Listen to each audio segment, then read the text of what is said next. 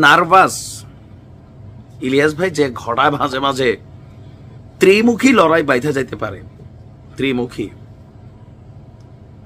ছাত্রদল ছাত্র শিবিরের একটা দায়িত্ব দিছে। কি দায়িত্ব দিছে? জাতীয় নাগরিক পার্টির খুবই গুরুত্বপূর্ণ একটা পদে যিনি বসে আছেন, নাসিরউদ্দিন পাটোয়ারি,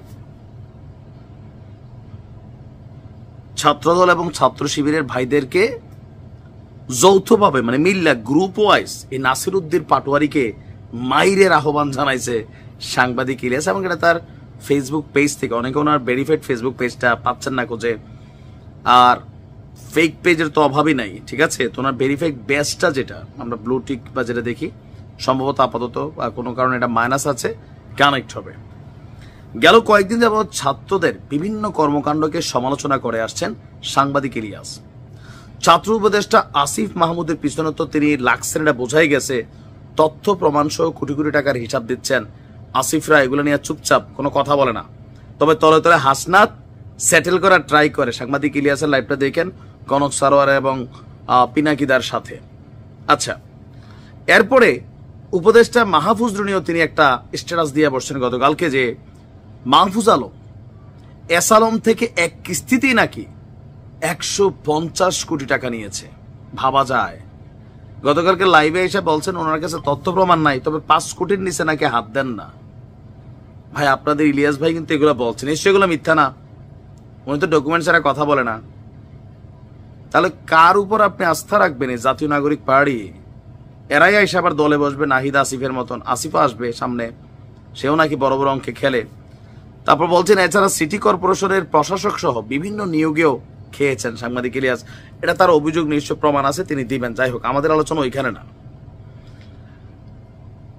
সাম্প্রতিক সময়ে জিয়াউর রহমানকে নিয়ে একটা বিতর্কিত মন্তব্য করে বসছেন নাসিরউদ্দিন পাটোয়ারি।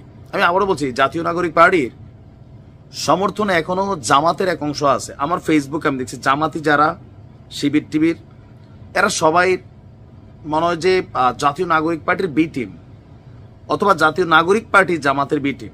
জামাতের আমিরও কিন্তু হাসনাতের ভাষায় কথা বলেন, বিভিন্ন কিছুতে। তো বিএনপি অনেক ব্যাকসে, আওয়ামী লীগ তো আছেই। আচ্ছা, জিয়াউর রহমানকে নিয়ে যে বক্তব্যটা দিয়েছেন আমি সেটা এখানে পড়লাম না, বাট খুবই বিতর্কিত একটা বক্তব্য দিয়েছেন। এরপরে জামাতকেও মাঝে মাঝে তারা নাড়া দেয়, বলছেন যে জিয়ার হাত ধরেই অবৈধভাবে রাজনীতিতে এসেছে জামাত ইসলাম। এই কথার পরে তো জামাত হালকা তেলে বেগুনে জ্বলছে। মাহফুজও মাঝে মাঝে বলেন, নাহিদও বলছে জামাতের রাজনীতি দেশে মানুষ খায় না, এদেরকে মানুষ ক্ষমতায় দেখতে চায় না। তো যাই হোক, আপনার এখানে এখন সাংবাদিক ইলিয়াস কেন চাচ্ছেন এই বক্তব্যটার জন্যই। তিনি বলছেন 2 দিনের ক্ষমতা পেয়ে কিছু টাকা পয়সা কামাইয়া নিজের বিশাল কিছু মনে করতেছে। ওরে যেখানে পাবেন ছাত্রদল ছাত্র শিবিরের ভাইদের যৌথভাবে খেদমত করার অনুরোধ থাকলো। মানে মব জাস্টিস যেটা শুরু হয়েছিল, দেখলেন নাসিরউদ্দিন পাটোয়ারির কিলানুর আহ্বান, যেই নালে উৎপত্তি সেই নালেই কি বিনাশ হয়ে যায়।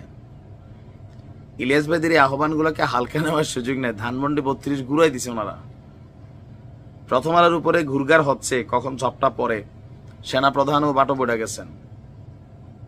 নাসিরউদ্দিন পাটোয়ারি তো তুলসী পাতা।